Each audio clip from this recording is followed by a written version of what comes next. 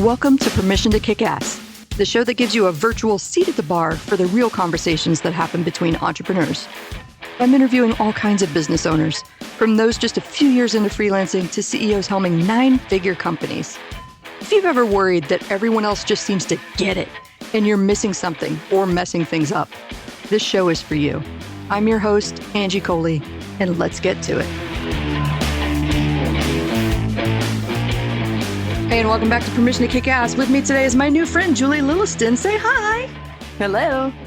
I love that background. It's like the first time we talked, I saw this kind of office-y looking background. Well, tell us a little bit more about what you do.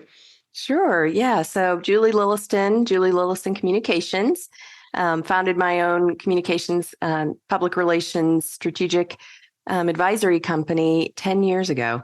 So celebrating 10 years and very excited about that. But I work with a lot of small business owners to help them elevate their reputation within their market and in their industry and help promote their products and services.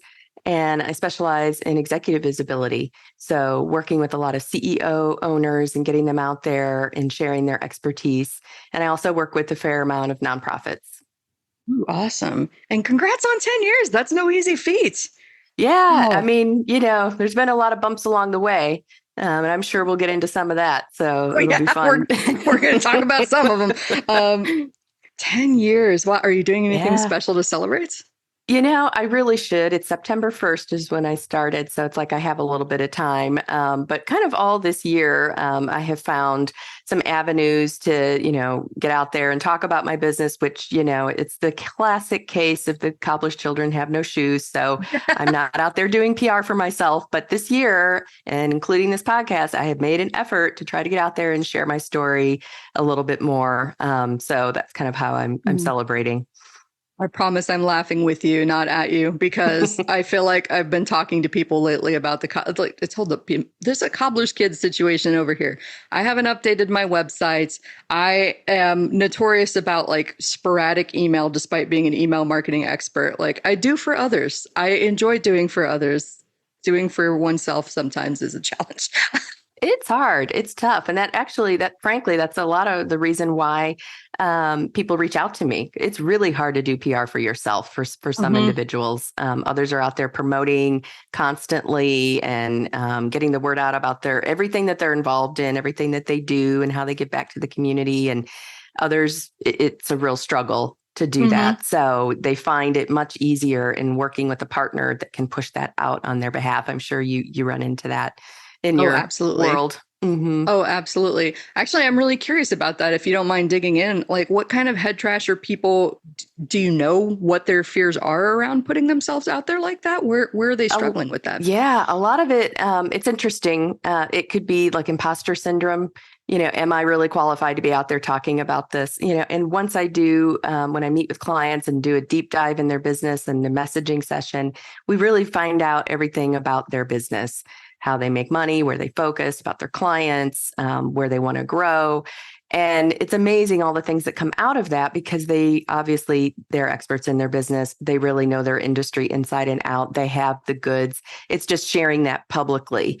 And, in a forum that they might not be as comfortable with media and, understanding what questions are they going to ask and where is this going and how do I do an interview, and again, I just kind of work with clients around that and helping them come up with the right messages that work for them. It has to be in their words and be authentic and help them loosen up a little bit and just have fun and open up and share their expertise. And by and large, they'll tell me that was really fun. That was a great experience. And that's what I'm trying to get them to. It's all about building trust in the relationships, but a lot of it could just be, am I worthy of this? So questioning their, not so much their expertise, but these opportunities that come. I've experienced something similar to that effect, right? And it's no secret on this show that I have anxiety, am always combating the voices in the head, right? I remember the first time I was asked to speak on stage and I had such a I don't want to say extreme reaction, but that's the word that's coming to mind. I felt called to prepare like nobody has ever prepared on this planet.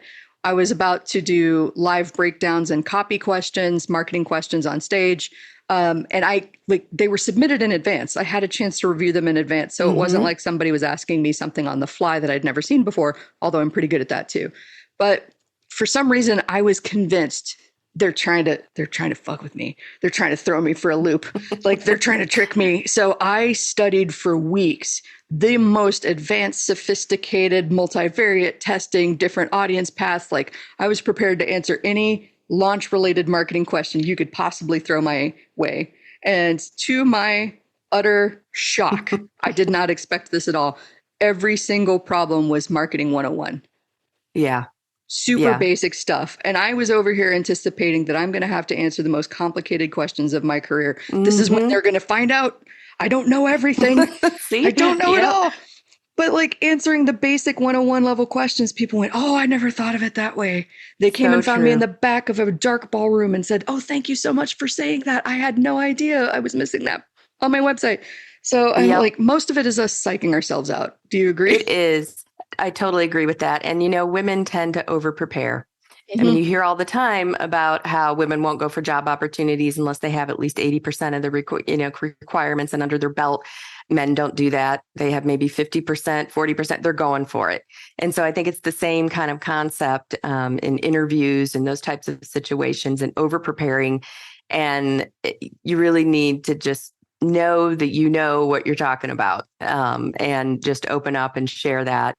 And, have fun with it. Try to loosen up a little bit. Because that over preparing, it will drive you crazy. And then it'll get in your head. And then you're like, did I say the right thing? Did I not? And, by and large, most of these, especially TV interviews, you've got maybe 3 to 4 minutes. There's no time. It flies by in a heartbeat. And so just having in your mind, you know what the general topic is, what are the 1 to 2 points you want to get across, and let the rest of it just flow. I think that comes across much better. Yeah. And I always have like one in my back pocket in case I don't know what the hell I want to say. That really only applies in like live interview situations where I don't have a buffer. Okay, guys, here's a little inside baseball, right? And I don't know why I say inside baseball because I don't even watch baseball, but whatever. On this show, all of the shit that I've said that was a mess up has literally been scrubbed from the record by my incredible editor, James. Shout out to James. So I mess up on this show all the time. It's just that we edit it out. So if I lose my train of thought, which I have literally done in the middle of interviews, on a live one, I would be like, oh, you know what? I don't know where I was going with that. Do you have another question?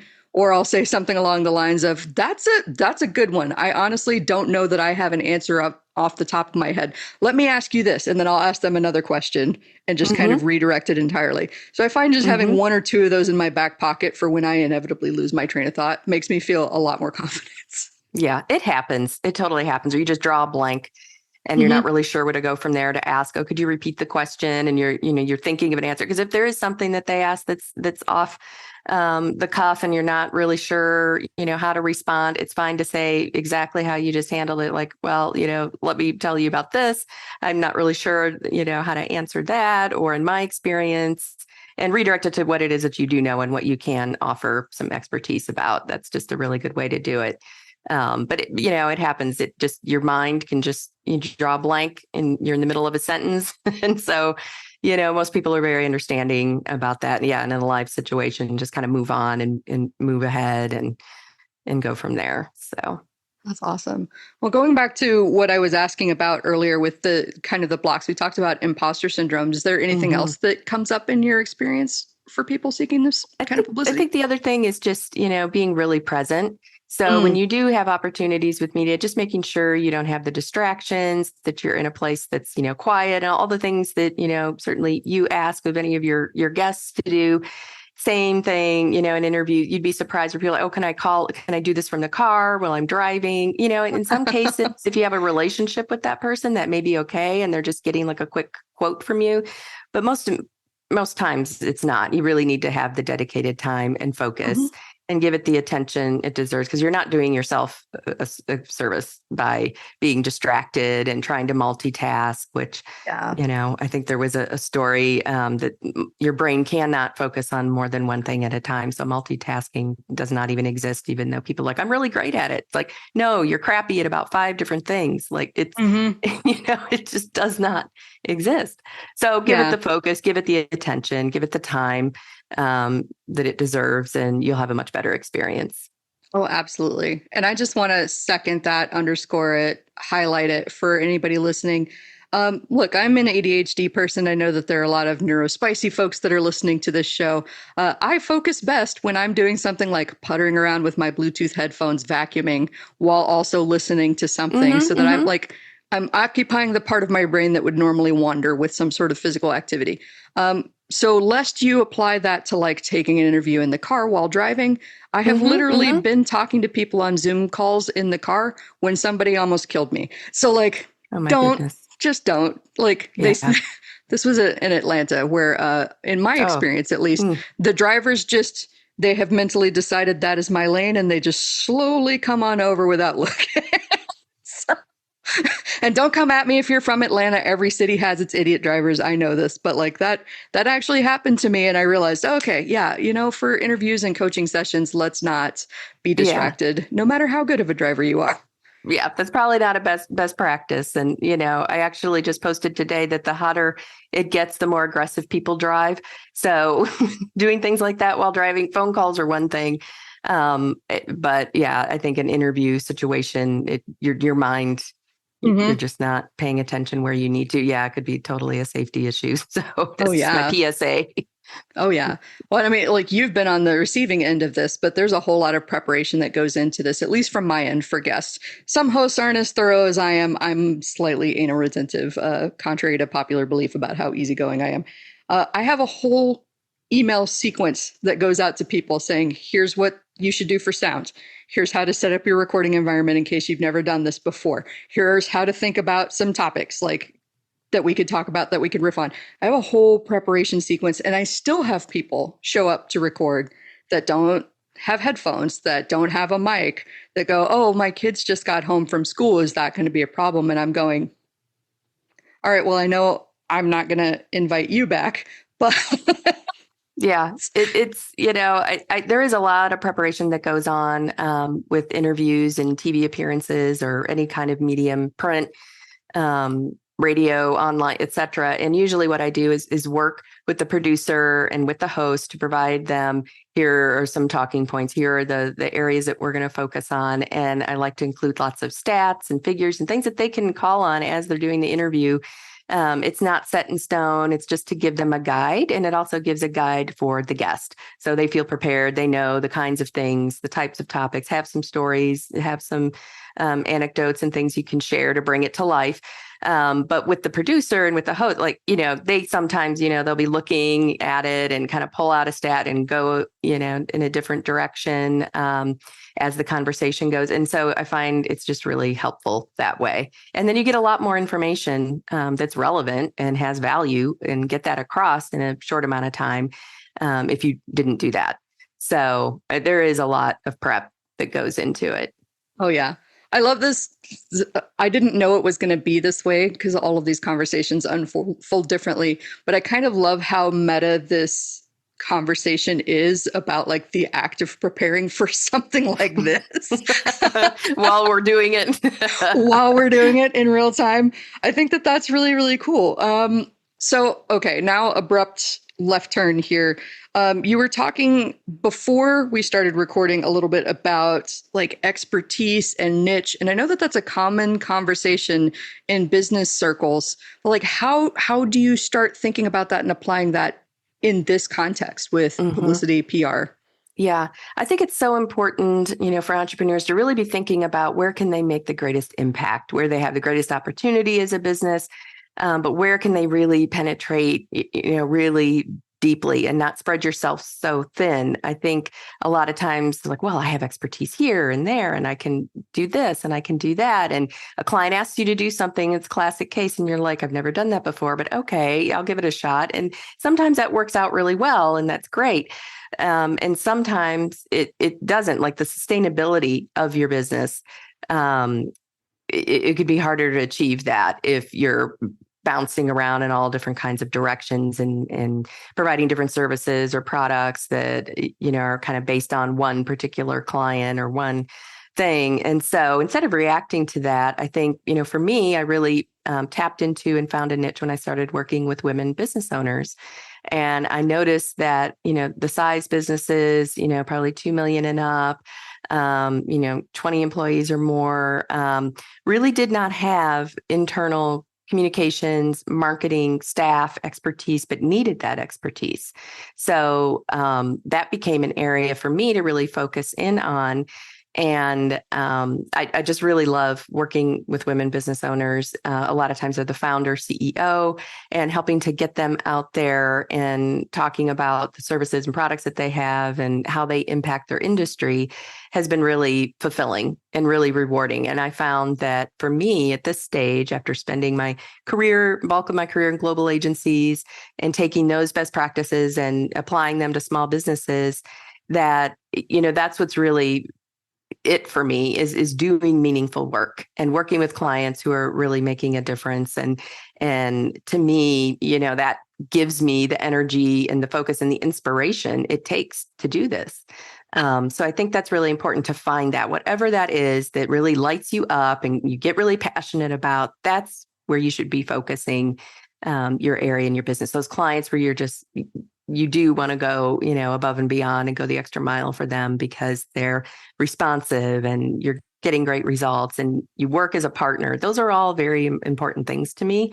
So the niche of working in this community of women business owners has just been a lot of fun. And I have to have fun. I don't know about everybody else in their work and in their day-to-day, but for me, that just is really exciting. If I'm really having fun, then I know this is it. This is where I should be focusing. And I kind of tapped into it kind of by becoming certified as a woman business owner through WeBank, which is the Women's Business Enterprise National Council. So I encourage any woman out there, 51% or more women owned, run, managed, to look into that certification. And they work with the Fortune 500 that are looking to find diverse suppliers. That is the whole goal. It's all about doing business. It's about growing your business. And so finding and working with those buyers and heads of procurement that are looking to source with women business owners has been great. And for me, it's not so much going after the Fortune 500, but it's the 20,000 certified women business owners that are in that network. So, and there are a lot of other businesses out there that do focus on the other women business owners versus the Fortune 500. They're great. And I love to be able to refer women to them because I formed lots of great relationships with the heads of supplier diversity at different companies. And so if they're looking for someone, I may be able to help them or make introductions, referrals, things like that. And that's all part of, finding that niche. Yeah. That's incredible. I know that niching is such a huge conversation, especially in the service-based industries. Pick your niche. That's how you signal to your people, right? I've always been super resistant to, I think, a super specific niche.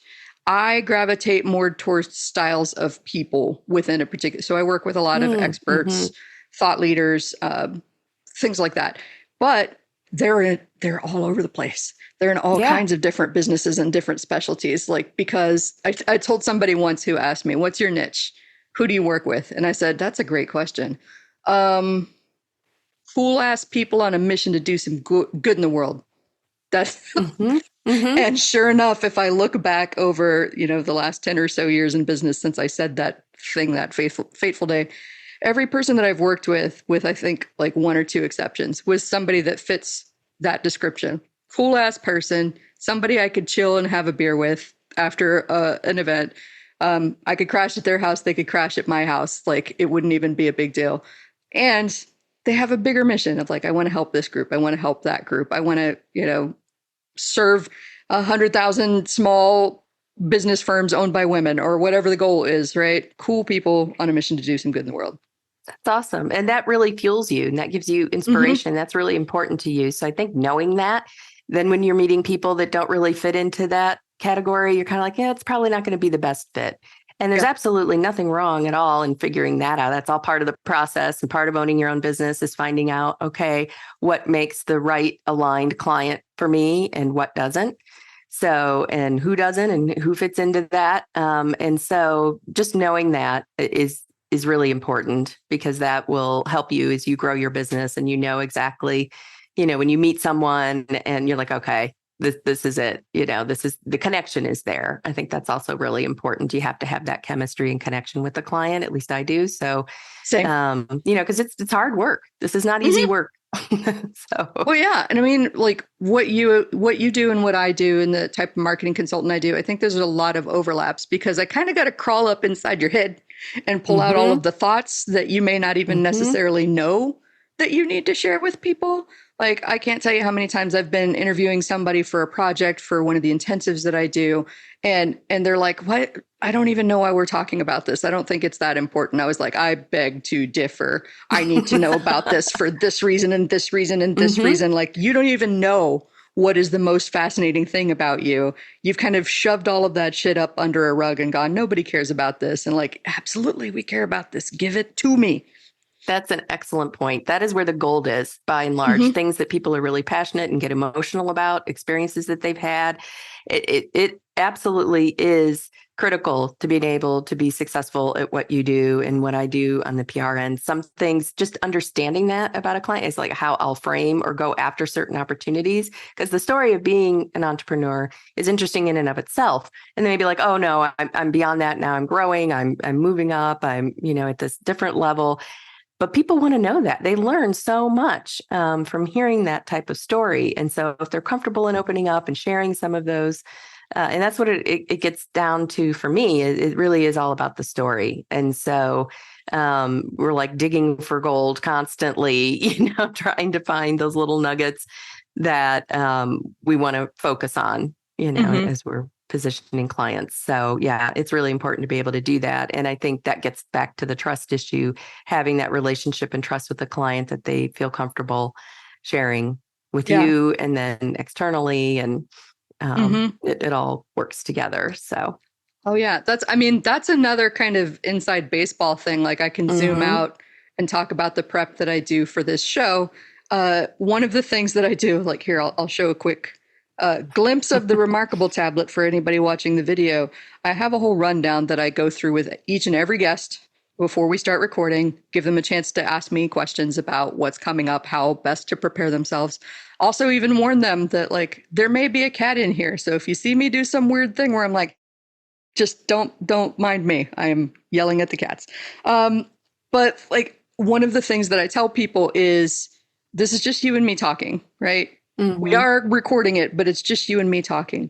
And I respect what you bring to the table. So if anything comes up during the course of this conversation, I'm really good at leading these conversations, right? Sometimes something sensitive comes up. And after we stop recording, you go, I don't really feel comfortable sharing that. Or that's not my story to share. I just, was sharing it in the moment. And I tell people, we'll cut it out. I've only had to enact that 5 times with guests, but over the course of a couple hundred episodes. But I think like, because I take the time to set that up of like, whatever comes up is going to come up, but we don't have to air all of it. Lets people actually let down their guard a little bit more. Would you say that that's accurate? Oh, yeah. I mean, that's a really respectful way of approaching it, where people feel that they can share openly and it's not a gotcha type of interview or questioning. And if they do say something or overshare or speak, out of turn and think about it later, to have the opportunity to say, that really wasn't okay for me to say, or I'd feel more comfortable if it, and then allowing that. I mean, I think that shows just a lot of respect for your guests and what you're doing here. So I appreciate that, because it happens. You get caught up in the moment. I am definitely an oversharer. Awesome. Abrupt left turn. All right. Take me back to the beginning. So you mentioned kind of in previous answers, the firms that you had been in before. Mm-hmm. So I assume like you were in PR a long time before you went out on your own. Can you tell me a little bit more about what that process was like for you? Oh, sure. Yeah, absolutely. And I got into PR, as an English major. So love to read, love to write, love to communicate. Those are all my strengths, and had no idea what I wanted to do, and started working in the nonprofit side of PR and promoting organizations, and then went to the global agencies where I spent the bulk of my career in tech, in a tech practice group, and doing a lot of business to business. So, and that's how I started working in executive visibility and helping to elevate their profile across, software, hardware, telecom, all those industries back in the dot-com boom, and then inevitable bust that happened, and then survived that and went on the corporate side. And so a lot of those best practices that I learned, and I worked with some of the best in the industry. So I, being able to then shift and take that and apply that in my own consultancy, which, I started consulting after a layoff and was not interested in all. People told me for years, why don't you consult? Why don't you get in on your consult? Why would I want to do that? I feel like, the security of working with this global firm, that's where it should be. And that was not the case at all. Yeah. So, it basically was, an opportunity for me. A friend had reached out who I had worked with and was like, hey, I'm starting my own venture. We need some PR help. And I started working with him, and I was like, oh, this is it. He's a small business owner. I was able to elevate his profile, get a lot of great coverage, and telling his story and helping him, build his business. And that really, to me, was where I wanted to focus. I got so much benefit out of that. So starting, down the path of, I became certified, and I got involved in a couple organizations. And this is really where, I started to focus on kind of building that network. And because it's hard when you start and you may not be connected, like what groups, what organizations, where should I be putting my time? You can do so many coffee meetings. Is it really turning into business? You just become exhausted. And so, I'm based in Nashville, and there's lots of great organizations here that really support entrepreneurs, including an entrepreneur center, and taking some of these courses and other groups like that, becoming involved in my local chamber. And I mentioned about WeBank. That was really important because the regional partner organization is 5 states. And so they have events across all these states. And being a part of that and going to those and expanding my network then became a national network, where, also I'm involved in NABO, National Association of Women Business Owners, a great organization. And I was able to team up with other women business owners and go after business together that have ancillary services to mine. So they may specialize in digital marketing and social media and content marketing and other areas that I don't focus in. So being able to do that opened up doors for me to expand and go after other opportunities. And so I bring them in on opportunities. They bring me in when they need the PR piece. And that really has been a great way to grow my business. So that was really a critical and kind of a turning point for me when I expanded the network. And, different programs like the Goldman Sachs 10,000 Small Businesses, fabulous program to go through. Small businesses in every industry, all different sizes, geographies. Incredible. I encourage anyone to apply. It's 100% paid for by Goldman Sachs. I did it virtually during the pandemic, and you come up with a growth opportunity for your business and vet that through this group.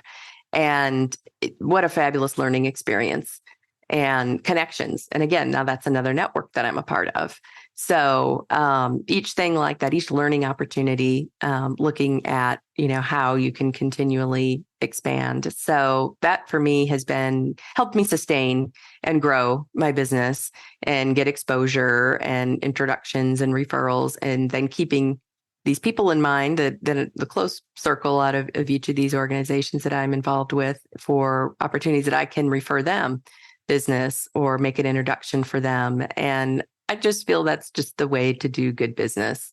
I'll meet with people and have no preset, preconceived notion of, what am I getting out of this? They may just have some questions, about PR and some of the things that we've been talking about that I could shed some light.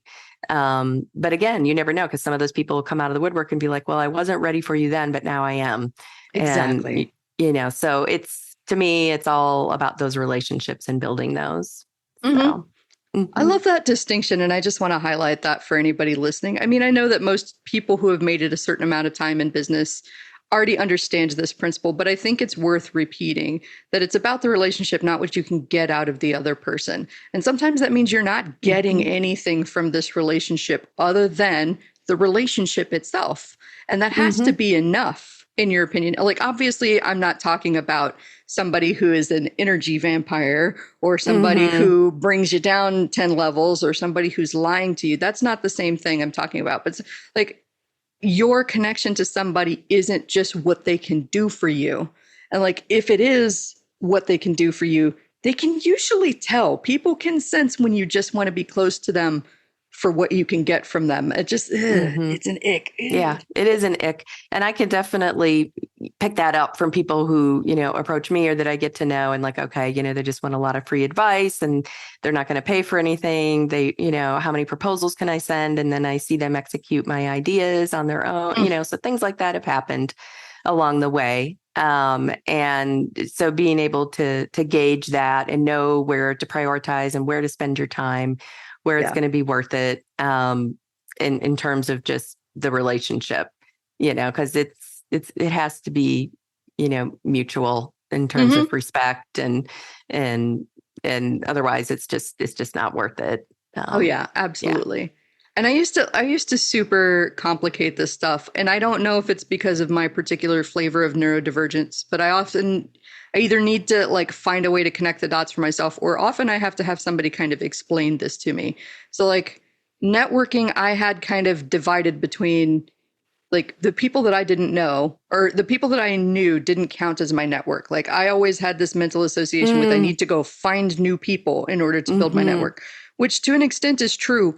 And also you already have a network and you don't know who knows who. So don't completely shut down one side of your life with people that already know you and like you, that you've already built a relationship with over the years, just to go build something from scratch over here. Right. And then the other thing that I had to have somebody connect the dots for me on was I thought, like, because I'm a marketer, right? And I put things into sequence almost as a second nature. So I'm thinking about a way that I can systematize keeping in touch with people. And like, you can do that to an extent on something like an email list where I know somebody came from here and they need to get over there and I know what the steps are. But I can't do that for everybody in my network because everybody's at a different place. So sometimes the easiest way to maintain that relationship is just like you said. Oh, your name came up in conversation the other day because this new person I met needs a PR person. Let me connect you. Oh, somebody I know just started a podcast and they're looking for guests. Let me connect you. That's actually keeping in touch with your network, and there's no fancy sequence involved in that. I don't know if any of that just made sense, but like I had to have somebody explain that to me. That is such a really great point because I guess we're conditioned to think about the new. I got to get out there in this new group and this new organization and these new people that I don't know that I have. And we have all this wealth of resource within our own network. And so I finally came to the realization one day as we're talking about, thinking about this, that between like the WeBanks and the NABOs and Enterprising Women and 10KSB and all these groups that have had different seasons in my life, and some are, continuing, some, I was a part of, and then, transition on, that I really have everything I need to continue to grow my business. Like I can pick up the phone and find that resource that I need. They're already within my network. So it's just a matter of, and this is a tough thing too for me. And I think probably a lot of entrepreneurs, in asking for help or asking for the advice or the input, or I'm thinking about this. What do you think? Because we're just moving so fast and trying to, push all of everything ahead and moving forward, that if we pause and take the time to reach out, and people are more than willing to provide their input. They've seen your business, they've watched you grow and learn, and they'd be happy to give input, happy to help or make that introduction. And so just understanding the power of the network you already have and really leveraging that. Yeah, not in an icky way, but just in a way of asking for their input. People love to do that. I love to do that when people reach out and that I have known and worked with, or, colleagues or clients or et cetera. Oh my gosh. Thank you so much for saying that. Cause I had that happen, right? We're in business, and this is an exercise in constantly stepping out of your comfort zone, because once you get to a level and you've achieved a goal, cool, what next? Now we're going to stretch our comfort zone again, right? This is always growing. It's always uncomfortable. You got to be comfortable with a certain level of discomfort as an entrepreneur, right? So this ties back into like a story that's coming to mind is the first time I went out and offered my services as a fractional CMO. So for anybody that's hearing the word fractional for a first time, this is kind of like part-time ongoing for somebody that's not bringing in a chief marketing officer full-time, right?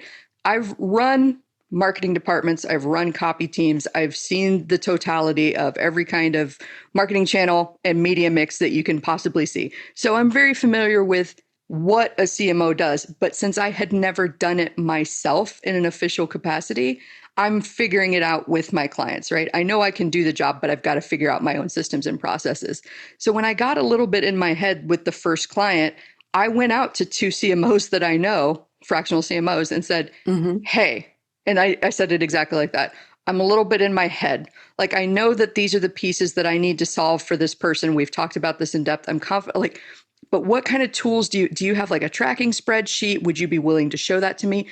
One of them made me a video and showed me her like behind the scenes tracking spreadsheet for her clients and said, now, obviously you're going to be doing things differently depending on your methodology, but here's how I approach this. I hope that helps. Another person actually offered to get on a call with me for 30 minutes and he like reviewed my spreadsheet and was like, I think you're getting way too complicated here. Maybe focus on these three things, right? Remember that this is going to be simplification and focus. That's what you're coming in here to help these people do. Don't get so caught up in the, like, I need to make it fancy. I need to be impressive. Right. And so like, part of that was on me. I had to have the courage to ask and not just get sucked into that narrative of, I don't know what I'm doing. They're going to figure me out. Right. But also I had like just going out to the network and trusting that the right people are going to show up for me and they're going to help me out, and they're going to help me out from the goodness of their heart. Right. It was like 5-minute commitment from one person. That was like a 30-minute commitment from another.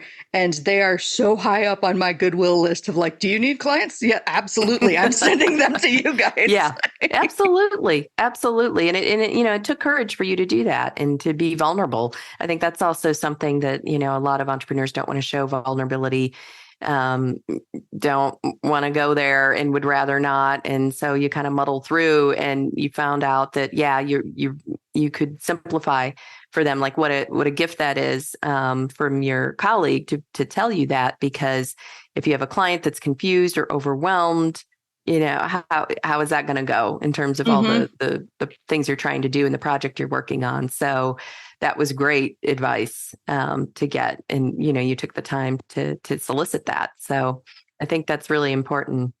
Like I'm only just now realizing this, but it's also a sign of respect too, right? When you reach out to somebody and you say, hey, I'm trying to do something and I know that you've got experience in this. Can I ask you a couple of questions?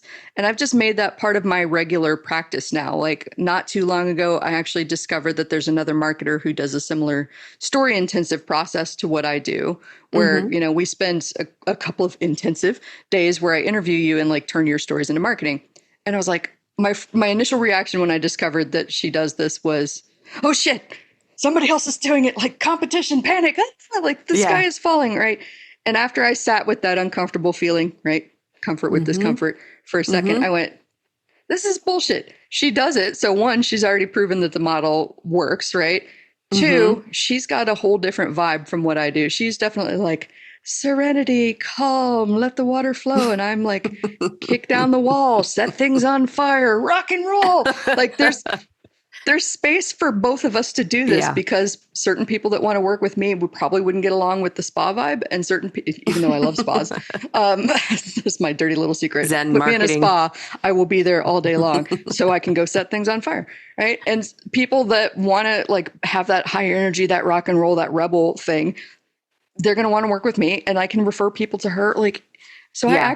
I proposed that to her. I was like, hey, so I just discovered actually that we're doing something kind of similar. Do you mind if we hop on a call and I ask you some questions about what you're doing? I'm just really curious. And then maybe there's some people that I can refer to you as I learn more about what you're doing. And she hopped on a call with me and she told me about her Mm-hmm. entire Mm-hmm. offer. We're technically, by all, measures, objective measures, competitors, but I Mm-hmm. don't think we're competitors. We're collaborators. Yeah, there's plenty for everyone. That's how I look at it. Within different communities, within different geographies, within industries. There's plenty of opportunity, and sometimes you can collaborate or, like you said, refer business. So I think that, in the way that she's doing is completely different from how you approach it. And Mm-hmm. so I think that's what, figuring that out and realizing, being comfortable with that. Like, I see all the time, competitors moving into the space and this focus, but they're not going to do it like I do, or they may not be part of Exactly. the networks that I'm a part of and the relationships that I've built for 10 years. So, I mean, there could be opportunities, like you said, to collaborate. And I think that's one of the things in these industries and these fields that we're in, is it for me, like being able to bounce ideas off of someone, that creative spark. I was used to being part of all kinds of leading teams, at a national level and being a part of that. So you kind of miss that, in the Mm-hmm. entrepreneur world, and you may have some team members and things like that. But being able to have that creative energy and idea generation, that is really important in Yeah. these spaces. So to have those colleagues that you can call upon just for that, just for some brainstorming or bounce ideas off of, is really Mm-hmm. important to kind of keep up the momentum, keep yourself inspired and engaged. And am I on the right track here, or am I Yeah. not? Mhm. Absolutely. Well, and something that's coming up for me as I'm listening to you is like I feel called to make the distinction too. I know that there might be a subset of people listening to that who think, well, I'm not in a mastermind, I'm not in a networking group. And Mhm. I feel called to make the distinction that only one of the people that I mentioned, the person that got on the 30-minute call with me, is in a mastermind with me. The rest of the people that I mentioned reaching out to and asking for help are simply colleagues, professional connections and friends, people that I've met over the years. Like, I'm not paying them, they're not paying me. We just have a Mhm. relationship. So like, try not to do like I do, right? Do as I say, not as I do, and put these mental dividing lines between this is who I can call for help and these are the reasons why, and these are the people that I can't approach for help and these are the reasons why. Just ask, because the worst that they can say Mhm. is no. There's no Yeah. blacklist following you around. Well, like, she asked for too much shit and we must shun her. That's not the way it works. You won't be shunned.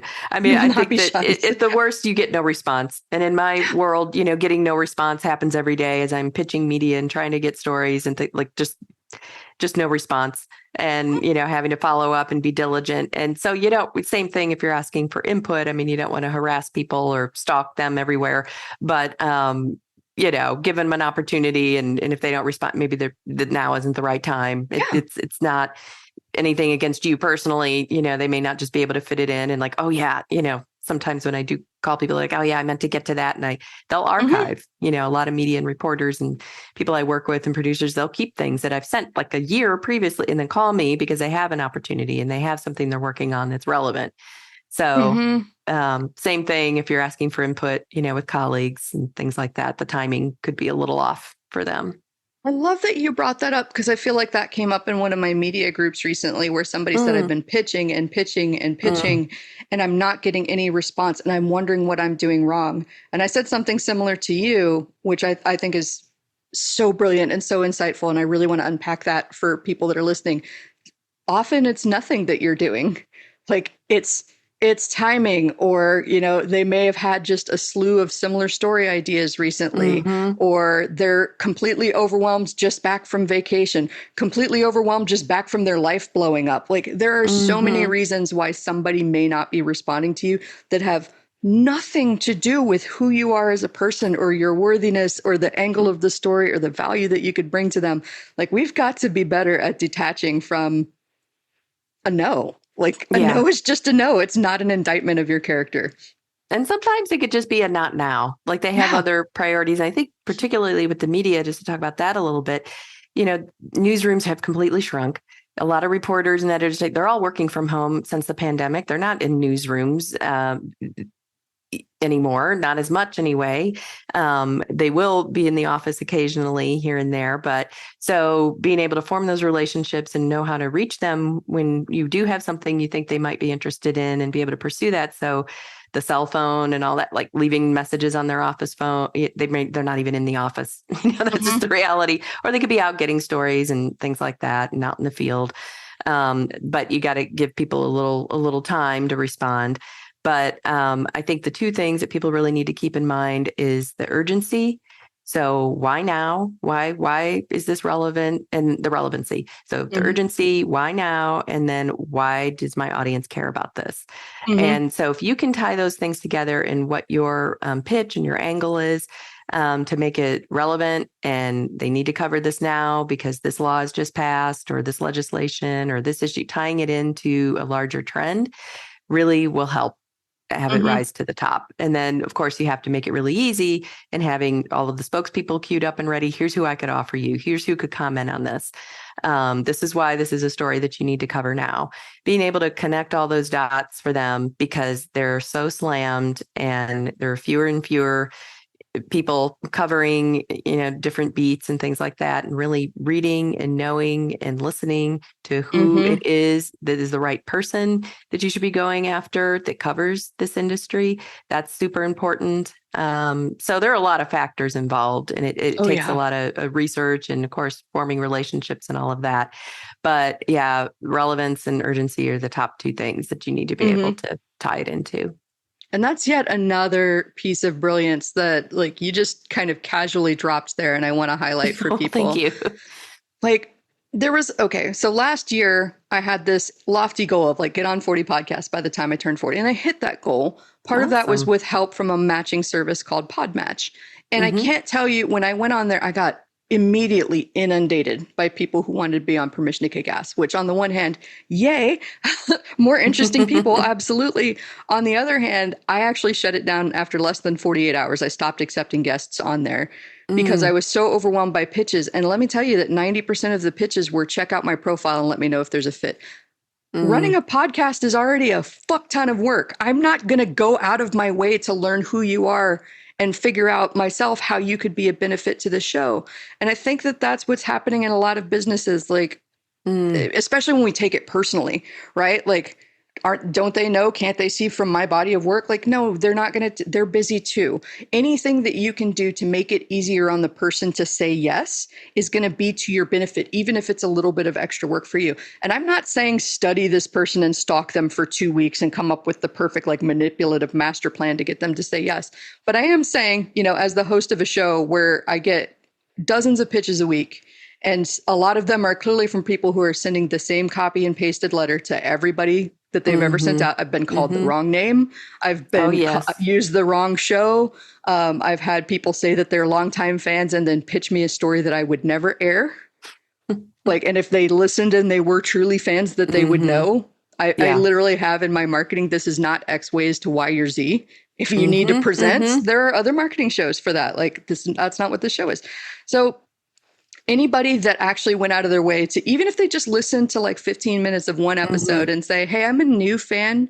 I just listened to the first part of this one, but I felt compelled to reach out, and here's a story idea I've got from you. I have so much more respect for that person than the spray and pray. Yeah. Yeah. It doesn't work with other media outreach either. And they see right through that. And there's even people that will post things like, here's the latest pitch I got, check this out. And because they're just inundated with it. Yeah. And so not taking the time to really understand the platform, what they write about, what they don't. And if they just covered something, they're not going to cover that again immediately. So even if you bring in different perspective, that's really hard for them to do unless, again, you make it compelling enough. And here's a different angle that you didn't look at entirely. And here's why you need to focus on it, because it impacts this amount of people or whatever it is. So you have to have your facts, you have to state your case, and maybe they'll do a follow-up. But if they've already written about something, that's a lot that I hear, from clients like, oh, we should be a part of this story. It's like, well, they did that. Let's reframe and let's think about, what could we bring them that they haven't done? Yeah. So that's important too. Yeah. Oh man, I just realized that we hit time. I have like 3 more questions that I want to ask, but I want to be respectful of your time and the listeners' time. So I'm just going to end it here and say thank you so much for sharing your brilliance. This has been a fantastic episode. Please tell us more where we can learn about you, your firm, how to work with you. You are so welcome. I'm so glad that we had the opportunity to sit down and have a discussion. It's awesome. So I appreciate it very much. But people can get in touch with me, through my website, actually, julielilliston.com. And if they'd like, if they would like a 30-minute complimentary consultation, they certainly can do that and just fill out the form and just say, I heard you on Permission to Kick Ass. And we could set that up. Be happy to talk through your biggest PR problem. And see what brainstorming we can do to kind of solve that. I'm also on Instagram at Julie Lilliston and of course LinkedIn. So Connect with me there. I want to make sure that there are clickable links in the show notes. And what an incredibly generous give right there. 30 minutes for free with somebody who's an expert at extracting your stories and helping you figure out how to position yourself. I would take her up on that if I were you, just saying. So thank you again for being such an awesome guest, and I appreciate you. Thank you. It's been awesome. Thank you. That's all for now. If you want to keep that kick-ass energy high, please take a minute to share this episode with someone that might need a high-octane dose of "you can do it." Don't forget to rate, review, and subscribe to the Permission to Kick Ass podcast on Apple Podcasts, Spotify, and wherever you stream your podcasts. I'm your host, Angie Coley, and I'm here rooting for you. Thanks for listening, and let's go kick some ass.